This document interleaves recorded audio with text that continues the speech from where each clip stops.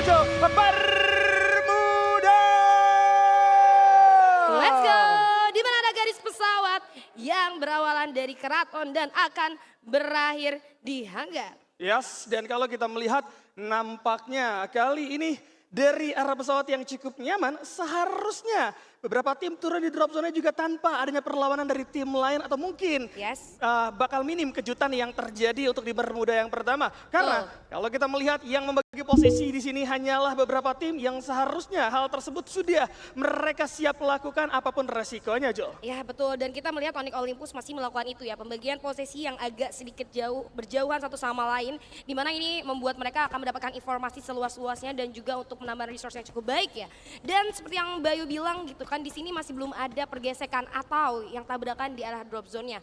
Sementara dari arah factory kita melihat ada RRQ Kazu, sang puncak klasmen yang sedang melakukan looting tanpa adanya gangguan.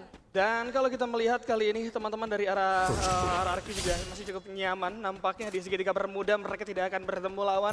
Karena biasanya juga bakal ada Kagenra, tapi karena Kagenra tidak ada, kemudian Bigetron juga tidak mau bermain di arah segitiga Bermuda. Nampaknya mereka akan looting dengan cukup nyaman terlebih dahulu. Walaupun di sisi lain kita melihat tadi sudah ada first blood yang didapatkan, bagaimana kawan-kawan dari Dewa United Apollo sudah mulai dapat 1 poin pertama. Namun pertemuan juga akan terjadi kembali. Yang satu tembakan berhasil membuat dari seorang Gardu terjatuh.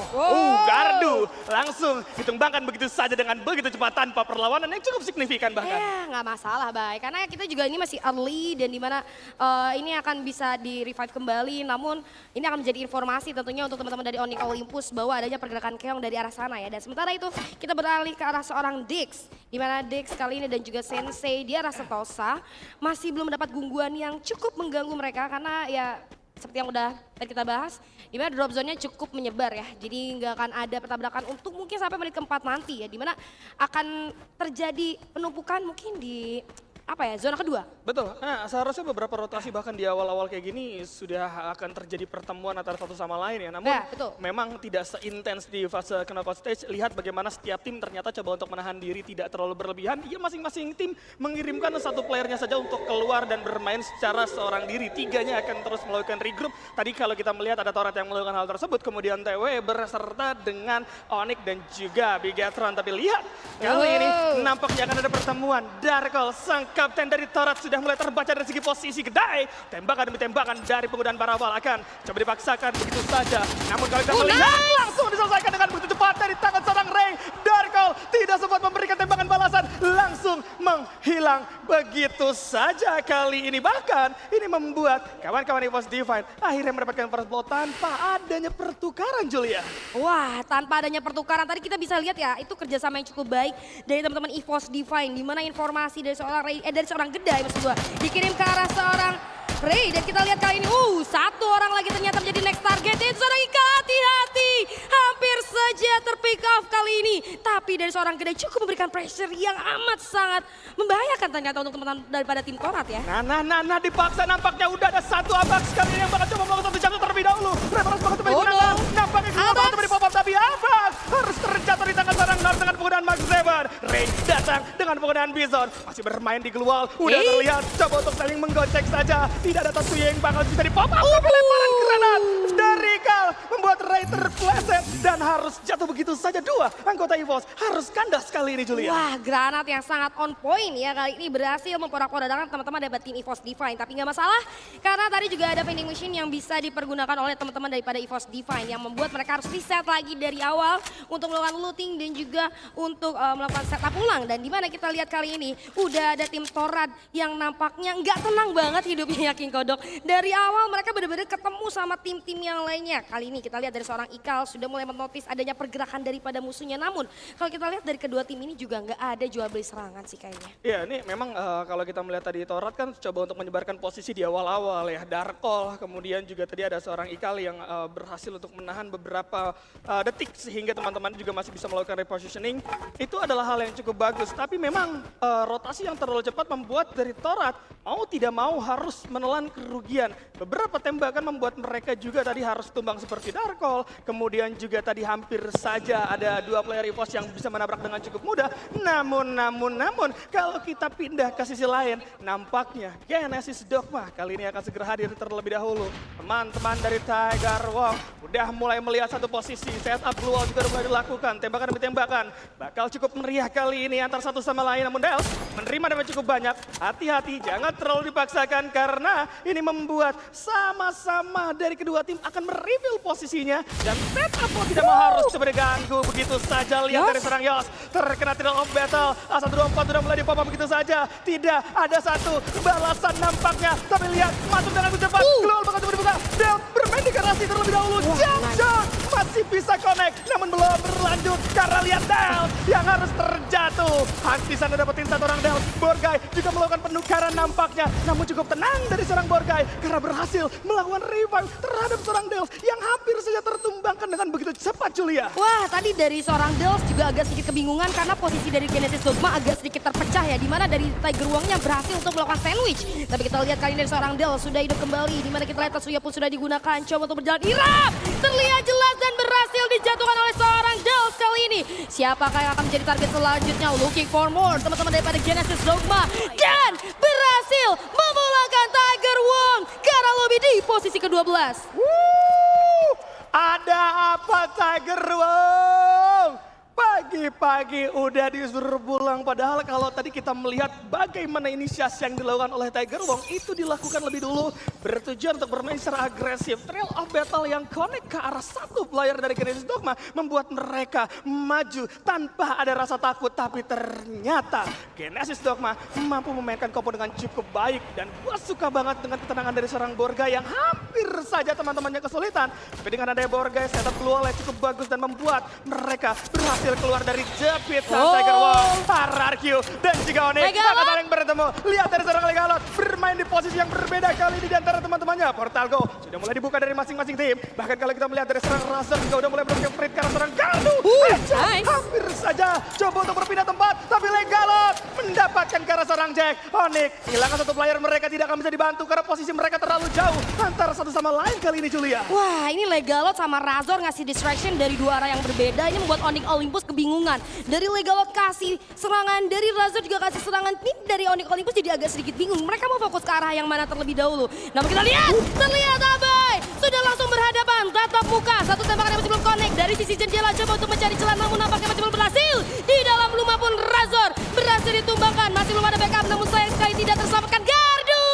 Abai mencari celah yang cukup baik sehingga Gardu pun berhasil dijatuhkan kali ini dan akan langsung di-end begitu saja oleh seorang Abai kali ini. Namun nampaknya dari Onyx Olympus no exit way sama sekali. Dan di sisi lain Vesaka pun harus pulang di posisi ke-11 Bayu Kodok. Astaga, Vesaka, kita tidak melihat apa yang terjadi dengan mereka, tapi nampaknya mereka harus diratakan di tangan MBR Epsilon. Kalau kita berbicara tentang Onyx, satu playernya masih berhasil keluar tadi ya, cabut karena memang sudah sadar betul bahwa dengan adanya posisi menyebar dari RRQ itu mampu membuat mereka dalam posisi kesulitan, sehingga dari seorang Gara yang memutuskan untuk melarikan diri dan menyelamatkan at least placement point yang mereka bisa amankan kali ini. Dan kita juga tahu masih bisa melakukan revive juga nantinya. Dan mereka masih bisa melakukan regroup lagi. Zona kedua menuju zona ketiga, ya nyari lootingan masih bisa lah ya. Masih bisa, cuman ya itu akan menjadi PR untuk mereka, di mana waktunya untuk mereka melakukan rotasi ke next checkpoint, mereka harus looting lagi gitu. Musuh-musuhnya udah pada lengkap, udah siap tempur, tapi mereka harus looting dari awal. Yang nggak masalah lah ya, karena dari masing-masing tim juga punya strateginya masing-masing untuk melakukan setup ulang.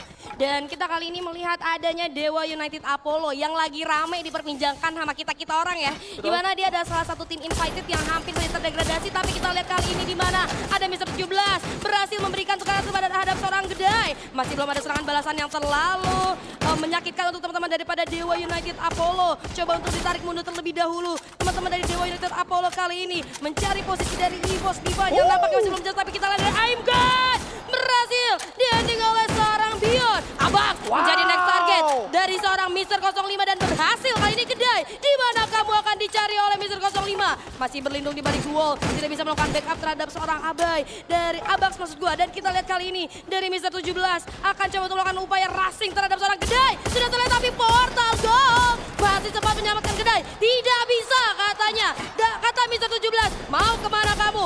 aku kejar. Hilang juga dari seorang kedai kali ini. Iwan harus tumbang di posisi ke-10 kali ini. Aduh, sayang 1000 sayang. Memang ya, kadang-kadang tuh mantan yang membekas masih menyakitkan gitu kan.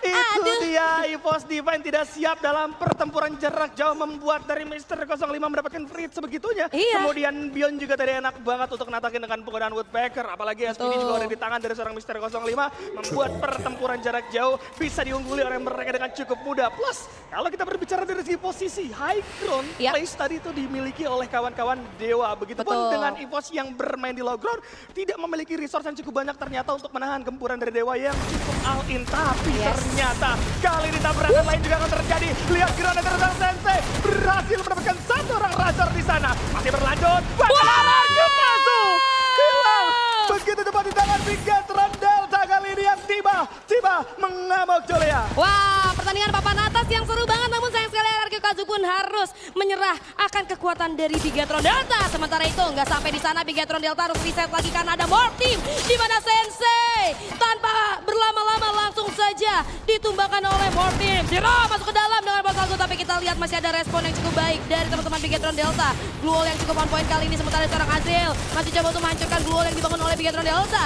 Zona pun kali ini sudah menipis sedikit kali ini. Dan seorang mau coba untuk menghancurkan. Terlihat ada seorang Dix pun berhasil diculik kali ini dan Bigatron Delta dibuangkan di posisi ke-8. Emang kayak saudara gitu ya RRQ Kazu sama Bigatron Delta ya. Betul-betul, tim plasmen selalu berdekatan tapi syarat juga harus tepat di posisi ke-7 di tangan Genesis Dogma yang sekarang sudah mulai mendapatkan 9 poin eliminasi akan bertambah. Lihat dari serang Jack, udah ada MP40 di tangan, satu keluar bakal dari pop up Dels kali ini. Coba untuk melakukan regrouping terhadap teman-temannya. Kita melihat bagaimana pertempuran yang cukup banyak terjadi. Dan yang paling menarik adalah memang move yang dilakukan oleh Mob. Mob sampai zona ketiga tadi masih belum bergerak dari Clock Tower. Sekalinya mereka bergerak ke arah Factory, ada pertempuran yang baru aja selesai dan mereka mampu memanfaatkan momentum itu menjadi pundi-pundi poin eliminasi. So far itu adalah hal yang bagus dan ini bisa jadi pelajaran gitu ya. Lain kali yang di Clock Tower boleh diajak main dulu di early. Boleh diajak main dulu di early, tapi kalau kita lihat Genesis Dogma mereka dari early benar-benar survive banget ya. Bahkan bisa sampai ke saat ini gitu ya dan bertemu dengan tim-tim yang masih stay di 6 besar dan menurut gua dari Dels dan kawan-kawan memiliki strategi yang di luar ekspektasi kita. Tapi di sisi lain ada Nickel Olympus yang harus di posisi ke-6. Ada apa ini ya dengan tim-tim papan atas kita? Di game pertama mereka berjatuhan, kita nggak tahu apa yang terjadi. Apakah mereka pemanasan atau kayak gimana, kita masih nggak tahu nih. Tapi dulu Jul, maksud Anda yang lain ini yang sisa ini bukan tim-tim papan atas. Dari tadi nyebut tim papan atas mulu Jul. Lu jangan bikin gua jadi dibenci dong, Bay. Padahal emang iya. Waduh, tapi kita akan melihat lagi ya. Bagaimana ternyata zona sekarang sudah mulai terpantau, kemudian udah ada beberapa posisi yang memang sudah mendapatkan yang mana terlihat antara satu sama lain. MPR bermain di low ground, akan coba dihujani peluru oleh kawan-kawan dari area Indostar kali ini. Serangan Dedanti akan membuat dari MPR kewalahan. Keluar demi keluar, bakal coba dibawa Rehan, coba untuk memancing perhatian dari area Indostar. Maju karena depan tidak akan cukup. Sayang sekali, harus diratakan dengan begitu cepat. Bahkan Indostar nggak hanya mengganggu MPR, melainkan kali ini mereka juga akan mengganggu Dewa yang mana harus terjatuh begitu saja dari seorang Saturday. Polo belum mengganti senjata, nggak lihat kok. Tapi 3 player masih ada keluar juga yang bakal coba dipopang terlebih dahulu. Satu tembakan dari Mr. 17 berhasil mendapatkan karena seorang Ross, Kocel dan juga Kindir juga harus terrata di tangan kawan-kawan Dewa kali ini. Menyisakan 1 player yang berada di atas Rumael akan menahan nafas. Lim tidak mau gegabah nampaknya Julia. Wah, apa itu mekanik 2 Mr. 05 di bawah. Dan ada juga satu penutup yang cukup baik dari granat Bion ke arah seorang Cibeng. Granat kedua menyusul kali ini masih belum connect ke arah siapapun. Ada flash freeze juga kali ini sudah bertebaran dan kita lihat granat demi granat sudah dilemparkan oleh seorang Bion. Masih belum membuahkan hasil tapi pantang menyerah. Di sisi lain ada seorang Sina dari arah atas. Coba untuk turun tapi di arah bawah Azril. Ada surprise attack ke arah seorang Mr. 17. Coba untuk berlindung. Udah banyak blue melter bertebaran. Kita lihat satu tembakan duel antara seorang Azril kali ini dengan seorang Mr. 17 tapi ternyata berhasil ditumbangkan kali ini Zero. Charge Master di tangannya coba untuk bicara terlebih dahulu namun nampaknya merevive dulu teman menjadi prioritas utama dari seorang Zero kali ini King Kodok. Yes, dan sekarang 4 lawan 1 cukup sulit nampaknya untuk seorang Besto. Ada portal go di sana, disamperin sama seorang Mahal. Tak kekak bunda, Wall akan coba di pop up. Besta coba untuk menahan Derry terlebih dahulu. Satu tembakan bakal coba di-charge terlebih dahulu. Coba untuk diadu dengan penggunaan satu katana tapi tidak akan bisa. Besta tumbang dan ini dia Mate berhasil mendapatkan Booyah!